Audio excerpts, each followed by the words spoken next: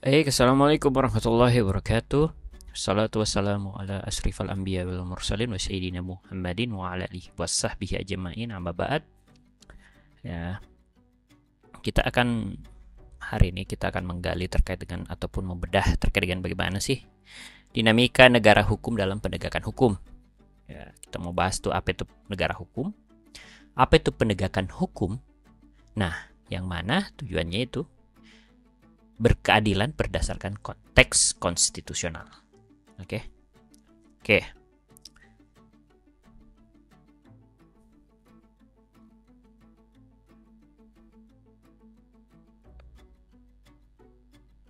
Nah, konsep negara hukum dulu deh. Jadi konsep negara hukum merupakan prinsip dasar ya, penegakan hukum yang berkeadilan. Di mana negara hukum itu adalah negara yang menjunjung tinggi ya prinsip hukum. Nah, di mana hukum ditempatkan sebagai konstitusi tertinggi, landasan utama ya dalam pelaksanaan undang-undang itu sendiri ya.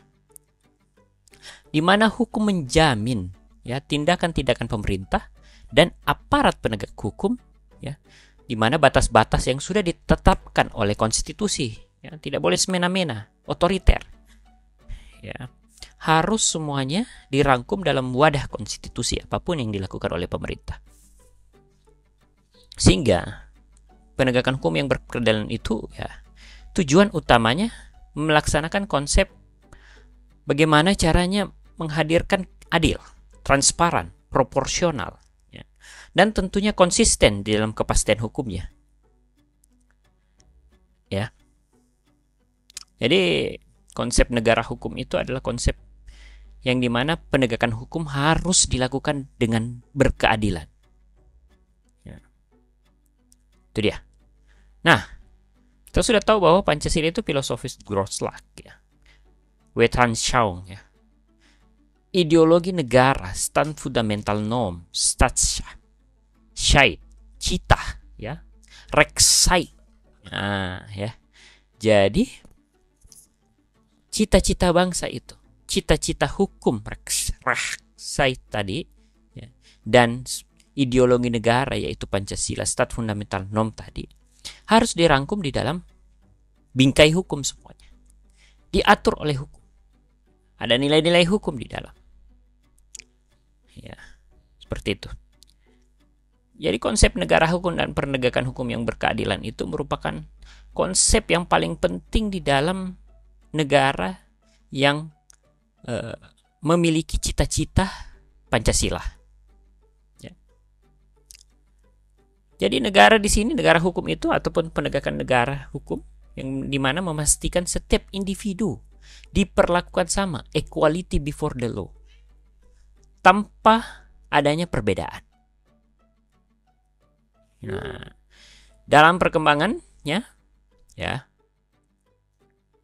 ada dua model. Kita tahu ya, ada model Eropa kontinental, kedaulatan hukum, atau kita bicara di dalam bahasa Belanda Rechtsstaat, yang berintikan Rechtsstaat, negara hukum.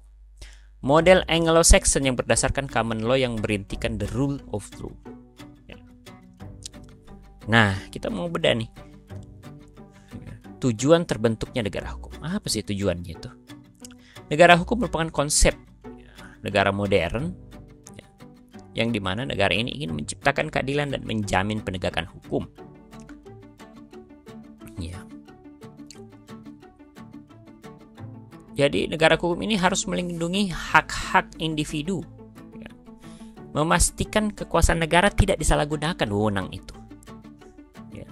Kemudian menjaga kepercayaan masyarakat dengan menjaga stabilitas sosial. Jadi pergaulan sosial juga dijaga oleh hukum. Ya. Sistem peradilan kita itu merdeka. Hak-hak warga negara diatur di dalam hukum dan dijamin. Ya. Sehingga saudara sekalian terciptalah negara hukum modern di situ. Dan semuanya itu harus tertulis ya di dalam suatu yang namanya konstitusi. Makanya muncullah konstitusi saudara sekalian untuk melakukan tujuan-tujuan itu tadi. menciptakan negara berkeadilan, melindungi hak warga negara, ya, kesejahteraan, ya, mendapatkan kepercayaan masyarakat, menciptakan stabilitas sosial di negara. Itu harus dan wajib, ya. Negara hukum itu menjamin itu semua dan, ya, mengimplementasikannya di dalam konstitusi.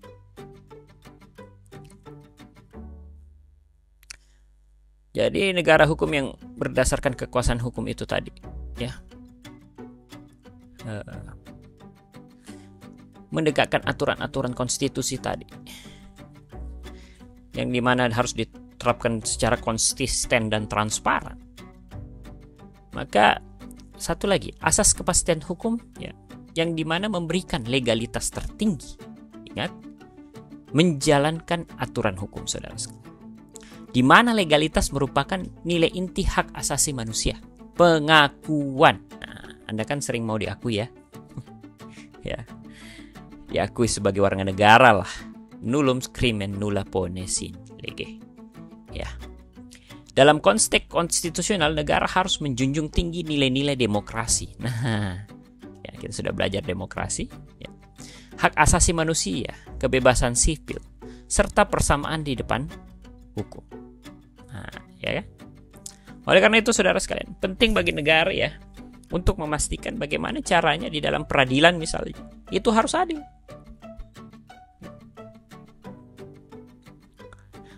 Harus terlepas dari semua kepentingan pribadi. Wajib untuk tidak dipengaruhi oleh faktor-faktor eksternal. Peradilan harus merdeka, saudara sekalian, agar di dalam peradilan kita dapat merasakan keadilan. Nah, seperti itu, ya, konsep negara hukum di dalam melaksanakan sistem peradilan, ya.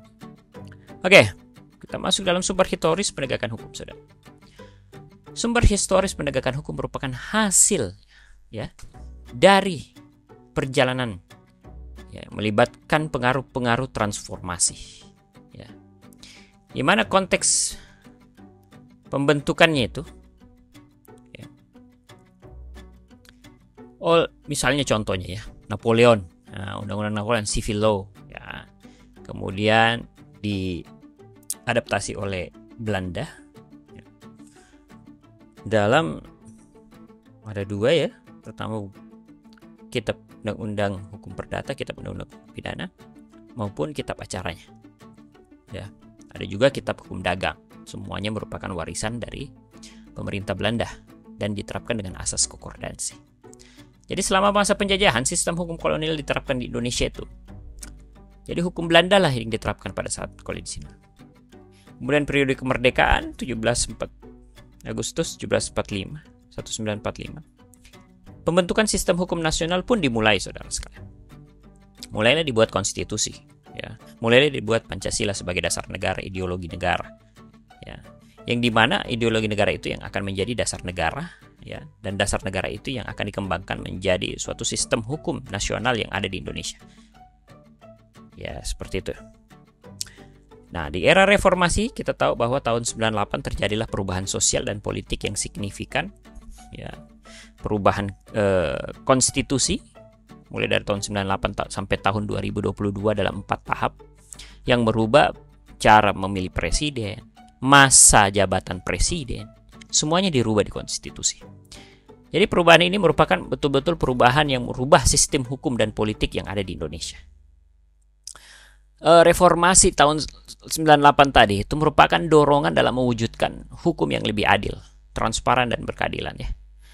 Yang diambil adalah memperbaiki sistem hukum, antara lain, ya, reformasi peradilan tadi supaya lebih merdeka, transparan, ya. Kemudian pembentukan lembaga-lembaga anti korupsi. KPK dibentuk pada saat reformasi, ya, ini tadi anti korupsi. Peningkatan partisipasi publik dan pembentukan sistem hukum di Indonesia melibatkan proses legislasi yang berkelanjutan. Jadi undang-undang sekarang setelah reformasi ada yang namanya Prolegnas, Program Legislasi Nasional, ya, yang terdiri dari Dewan Perwakilan Rakyat dan Dewan Perwakilan Daerah, saudara. Oke, Sumber sosiologisnya ya dalam penegakan hukum di Indonesia mengacu pada faktor-faktor sosial yang mempengaruhi dan membentuk dinamika penegakan hukum di negara tersebut. Oke. Beberapa sumber sosiologis yang relevan dalam konteks ini adalah faktor budaya, norma sosial, ketimpangan sosial, dan organisasi masyarakat sipil. Ada juga faktor budaya, saudara sekalian, membentuk persepsi dan praktik penegakan hukum di Indonesia, ya. Di mana nilai-nilai budaya, keyakinan, dan tradisi masyarakat mempengaruhi cara masyarakat memandang hukum. Kemudian ada norma sosial. Bagaimana norma sosial? Kita pernah mengenal bahwa ada sociology of law ya, yang diikuti oleh masyarakat mempengaruhi penegakan hukum di Indonesia. Ya. Jadi norma sosial mendukung ataupun menghambat kepatuhan yang terjadi di dalam hukum. Ya, ini ya. Konflik penegakan hukum misalnya. Ya, itu apa? Apakah dia menghambat? Apa dia mendukung? Dipengaruhi norma sosial dan ketimpangan sosial dalam hal ekonomi, kesenjangan ekonomi misalnya antara kaya dan miskin. Ya. Ataukah seperti dulu krisis moneter ya yang terjadi dan mengakibatkan dan dampaknya dirasakan oleh semua orang yang ada di Indonesia. Ya. Peran organisasi masyarakat sipil. Jadi itu tadi ya, LSM ya. Urgensi bentuk negara hukum dan penegakan hukum yang berkeadilan berdasarkan konteks konstitusional. Urgensi bentuk negara hukum dalam penegakan hukum yang berkeadilan sangat relevan dengan konteks konstitusional. Yang pertama adalah dalam negara hukum, kekuasaan negara tunduk pada aturan hukum. Jadi negara itu ya tidak menjadi satu-satunya kekuasaan yang harus ditaati. Ada yang namanya kekuasaan hukum di situ, yang menjadi batas-batas penguasa kita atau pemerintah kita dalam melakukan kewenangannya. Ya, tidak boleh menyalahi kewenangan, tidak boleh di luar dari kewenangan ataupun tidak menjalankan kewenangannya. Jadi pemerintah negara ini harus bertindak sesuai dengan hukum itu tadi dan tidak sewenang-wenang. Dan prinsip ini memberikan jaminan ya kepada rakyat bahwa apa yang dipilih tadi ataupun nanti di pemilihan umum, mereka orang-orang yang telah dipilih akan melaksanakan amanah rakyat, akan melaksanakan peraturan-peraturan yang dianggap merupakan kaidah untuk mereka bekerja, sehingga masyarakat bisa diperlakukan dengan adil di hadapan hukum. Nah, itu konteks konstitusionalnya. Dan menjadi legitimasi bagi pemerintah untuk melaksanakan kewenangan-kewenangannya. Jadi bukan cuma legitimasi bagi masyarakat untuk mendapatkan hak dan kewajibannya, tetapi juga legitimasi bagi pemerintah, melegitimasi pemerintah untuk melaksanakan kewenangannya dan menjamin perlindungan hak asasi manusia. Ya. Jadi negara hukum menegakkan prinsip-prinsip keadilan dan perlindungan hukum dalam konteks konstitusional. Hal ini berarti bahwa semua individu termasuk rakyat biasa memiliki akses yang sama di dalam perlindungan hukum, saudara sekalian. Oke. Jadi negara hukum juga membawa prinsip pembatasan kekuasaan. Ya, ada pemisahan, ada pembagian, ya, ada division of power, ada separate power. Ya.